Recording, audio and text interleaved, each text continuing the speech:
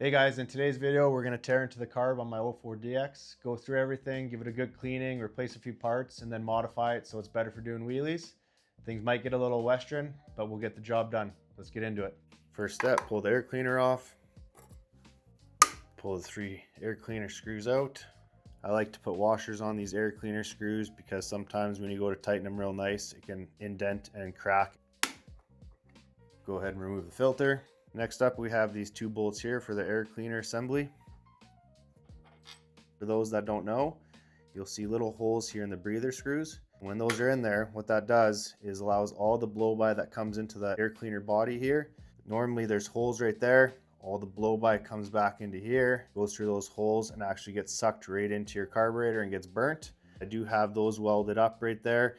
I tapped into here, so all the blow-by goes out the external lines and drains out. Main reasons for doing an external breather system is instead of all that blow-by coming back in and getting burnt in your engine, getting carbon deposits on your pistons, etc., and just running dirty, it actually gets rid of all that, drains it out, so your bike's just burning clean fuel.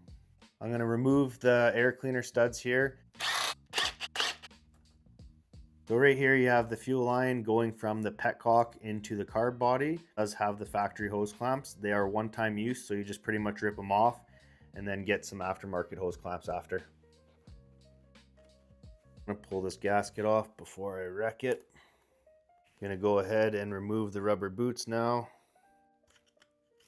Since I'm gonna be working with some wrenches above the tank, I'm gonna go ahead and throw a tank cover on. In the previous video I mentioned I didn't have one, so my buddy Brody went and picked me one up and gave it to me as a gift. It's actually pretty sweet.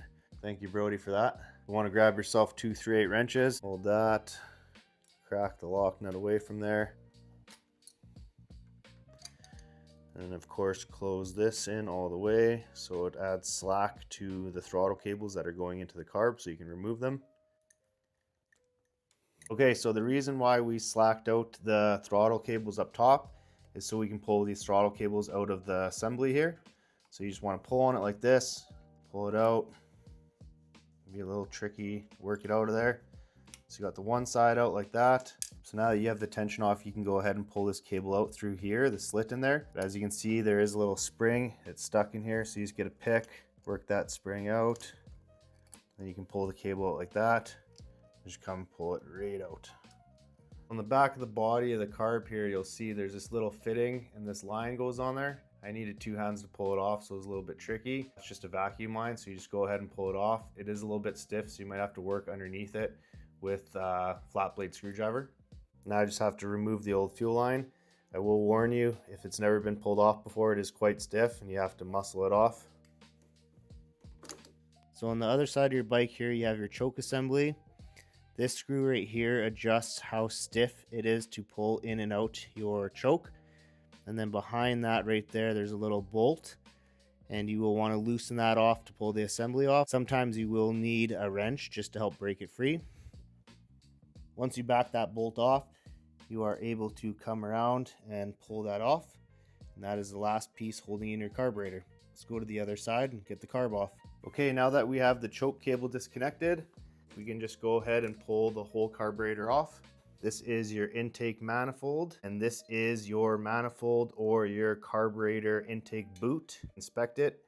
If it is loose, worn, or ripped, you will have an intake gasket leak, and that will cause your bike to run like crap, inconsistent idle, and run lean overall. So take a look at it. Now that we have the carb on the workbench here, as you tip it over, there will be some fuel that drains out of the bowl. I usually just get into her in the bench and let it drain as it goes. There's 2 different sizes of Phillips on here, and these are easy to strip, so go back and forth from a number 1 and a number 2 Phillips. Next, I'm going to go ahead and remove the cap here. When you pull out the last screw, you just want to keep your thumb on here because there is a spring, and if you don't, it will come popping out of there and go all over the place. So this is the slide diaphragm. This is the slide, this is the needle. I want to inspect and take a look when pulling this out and or inspecting it.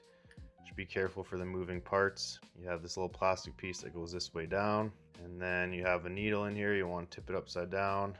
You have this little tiny washer on there. That is very important, so don't lose that. Just to get it out of our way now, we'll go ahead and remove the choke assembly. Next up, we'll go ahead and remove the float bowl. These screws are notorious for stripping, so yeah, be careful, and maybe when you replace them with some Allen screws. So as expected, 2 of the screws for the bowl here were stripped, so we're going to move on to the accelerator pump cover and get back to those later. So when removing this cover, you do have a spring here. Be a little careful that you don't lose the 2 O-rings right there. This is a little check valve, so the ball won't come out, but yeah, keep an eye on those O-rings. Diaphragm here for the accelerator pump. This one you'll want to take a close look at, inspect it for any pinholes, tears, etc. So I've been working on this a little bit off camera here. The screws are completely stripped out. I tried using left-hand drill bits, using easy outs. I even tried the viral elastic band trick where you lay elastic band around here, push to get more grip, screw it out. Nothing worked. I resorted to using a hacksaw to cut a flat blade into here. Got her. Name a better feeling than that. I'm just cutting my own flat into there. Got her. Decent. Take a look at that disaster. So like I said, I'm going to get rid of these. You should do it too, and upgrade to Allen key bolts instead. Okay, we'll go ahead and pull the bowl cover off now. So it looks pretty dirty in there. Give this a clean, pull it all apart, get the gaskets off, and we will go ahead and pull all the jets out, clean them out, make sure all the passages in the body and everything are all clean and clear. And we will check the float levels, which they already appear to be good, but we'll double check everything and then put it all back together. Okay, now we're gonna go ahead and remove the idle mixture screw. This controls fuel level at idle. From factory, if your bike's never been pulled apart, this will be capped off. The reason being is Harley has certain emission standards to comply with. So they kind of set it and forget it. So all bikes run okay at all sea levels. So if you do want to fine tune your Harley, you pull that cap off, drill into it, peel it back, then you will access this fuel mixture screw. So before pulling it out, if your bike's running good and how you like it, you just count how many turns in, you screw it until it sits flat and just lightly seated. You don't want to screw it in tight. And then that's where your adjustment will be when you put it back in. So we'll go ahead and remove that. Mine was 2.5 turns. I have pipe and air cleaner. This is when I unscrew it, before I pull it out all the way, put the screwdriver down, thread it out, and then I tip the whole carb upside down. We have the O-ring, pull that off. You have this tiny little washer, and of course you have the spring. The main jet controls fuel flow between mid and full throttle.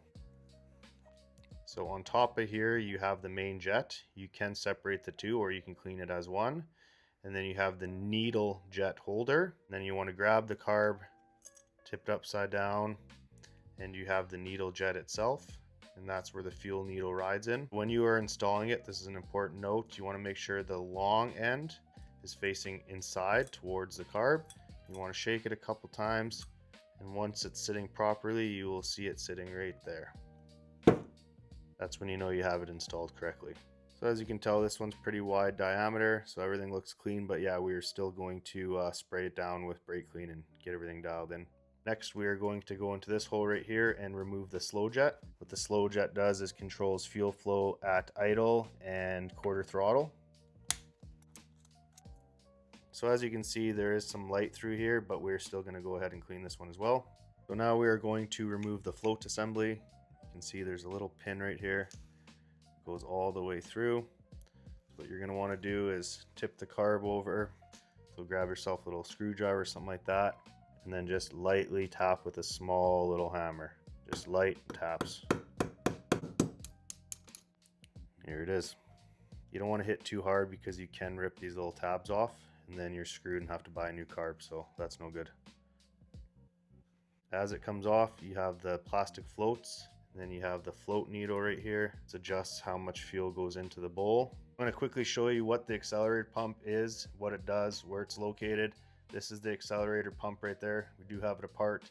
This is the accelerator pump diaphragm. So how it works is when you twist the throttle, this linkage pushes down on this little arm right here. That little arm sits in there, pushes down on the diaphragm. There's a little bit of fuel that sits in this little bowl right here. And when it squishes down the diaphragm, so like I said, the linkage pushes down on that diaphragm, There's fuel sitting in here, and that fuel has nowhere else to go but in through this passage.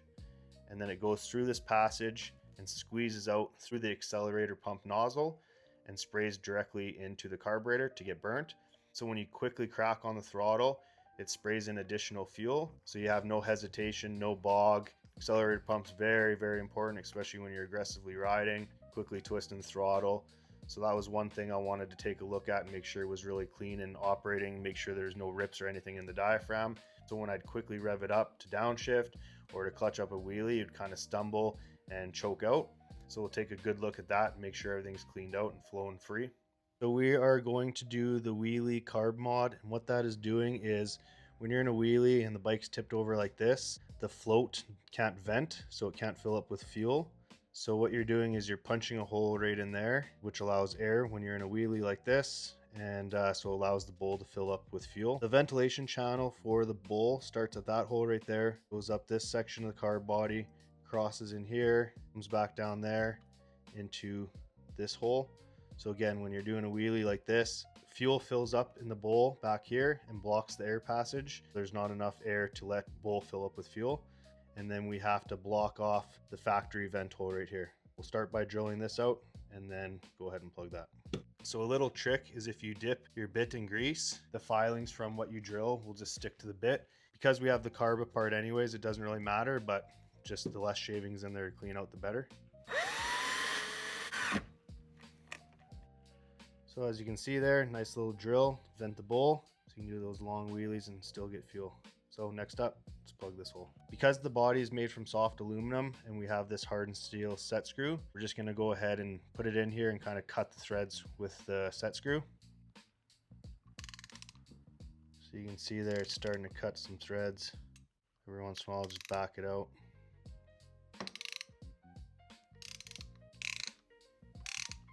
As soon as it gets stiff, just back it out again. So now we're going to back it all the way out, fill it up with some red Loctite, and then put it in there for good. As you can see, it cut in threads pretty good, so we're going to clean that out with some air, brake clean, and then we'll get this new set screw in there with some Loctite. So we are going to cover this guy in some red Loctite. Wipe off the excess Loctite there. Make sure the set screw is deep enough so you still get a seal on your air cleaner. Before cleaning your carb out, you can use carb clean. I prefer brake clean because it doesn't leave any residue. You do want to make sure, like it says right there, non-chlorinated. Just make sure you don't eat, shrink, or dry up any of the seals. So yeah, very important, non-chlorinated. Now we're just going to go piece by piece. Make sure we thoroughly clean everything, every passage, every surface.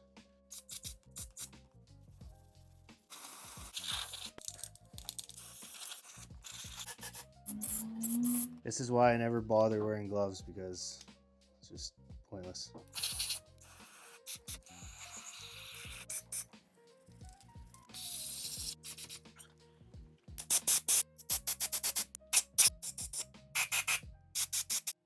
Quickly clean out the jets with some brake clean here. Now we're going to start putting it all back together. Needle jet back in. So remember, like I said, the longer side goes in first, carb side down. Keep tossing it around until it's seated properly, like I mentioned before. Pilot jet in. Now it is time to install the floats. So we will toss this back on the clip here, install the pin again. We tap that in again really lightly, just like that. My float levels are good, so I'm going to leave it as is. The way you measure it is you lean your carburetor at a certain angle here, then you measure right along there, and you want to get it within spec. I believe it's 10.5 mil to 11.5 mil. Mine's pretty damn close. I haven't had any issues, so I'm going to go ahead and leave it right now. If you do need to adjust it, what you do is there's that little tab there, and you just bend it up or down according to what measurements you need. So like I said, mine's good, so I'm going to go ahead and leave that. Okay, before we put the bowl back on, we are going to deal with the accelerator pump here. I did get a new diaphragm. The old one didn't have any holes, but you can tell it's just stiff and crusty. Kind of wants to stay wherever which way you leave it. For $25 Canadian, got a new one from the local Harley dealership. So there's a little groove right here. You'll want to lock that groove into the accelerator pump body on the bowl. Just lightly pushed in, it'll just sit in nice and flat. Then you'll grab the spring. I also replaced these two O-rings here. They were a little bit old and stiff and crusty. So you will just put that down. You'll want to tighten it evenly just so it sits nice and flat. And then you can go across and just tighten them all up for good. Just nice and snug, not too tight, because remember, those Phillips like to strip if you ever have to pull it apart again. This gasket back on, of course, before you install the bowl. First, you have to put this boot here for the accelerator pump on like that. Then you grab the accelerator pump arm from behind here. You just pull it through. I like to hold it with my finger just like that so it doesn't fall out. You line up the diaphragm arm into the hole of the boot, and it all just goes together like so.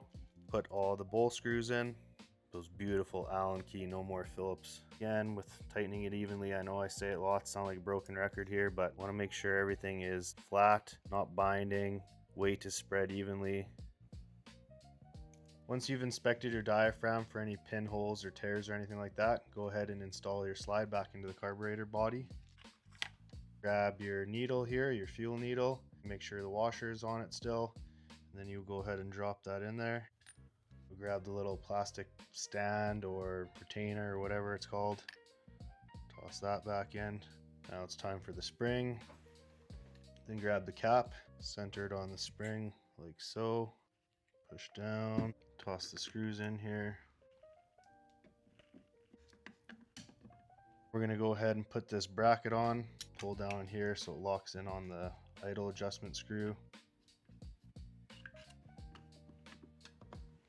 So we are going to go ahead and install the choke assembly now. Put a little tiny bit of grease on here, wipe off all the excess, just a tiny little skim coat. Now that we have the choke assembly on here, everything's put back together. Want to give it a little twist, make sure everything functions properly. Look around the workbench for any missing pieces, maybe forgot something. Let's get it back on the bike. I'm going to feed the choke cable through here, just to the other side for now. We'll deal with that later. When I twist the throttle, it's pulling this one. So we know that this one goes to the bottom one and the return goes to the top. Find it easier if you do the return throttle cable first. Grab this spring here, toss that in there,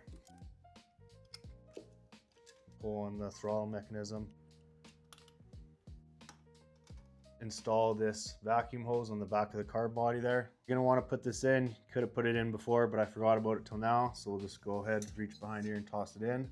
And just slide the carb body into the manifold. Put the fuel line on now. So make sure you have your hose clamp. Tighten down this hose clamp. I'm gonna put it around back here just so you don't see it. Okay, go ahead and put your gasket on now.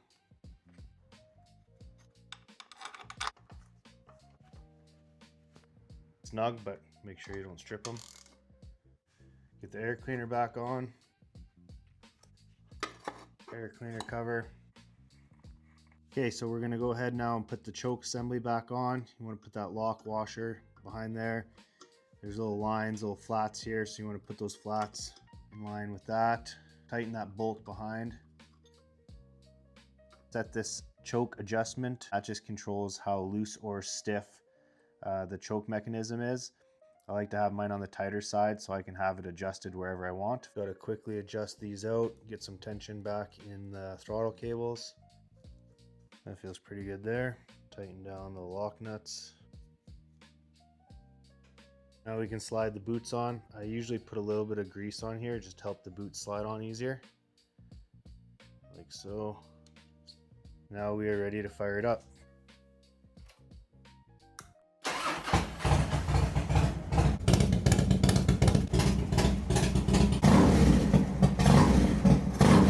That's everything for today's video. We got the carb all cleaned up and dialed in. I can't wait to rip some wheelies this summer and test out the mods. We just hit 300 subscribers, so I just wanted to say a big thank you for all the support. I appreciate everyone that's been watching, liking, commenting, and subscribing. We'll see you on the next video.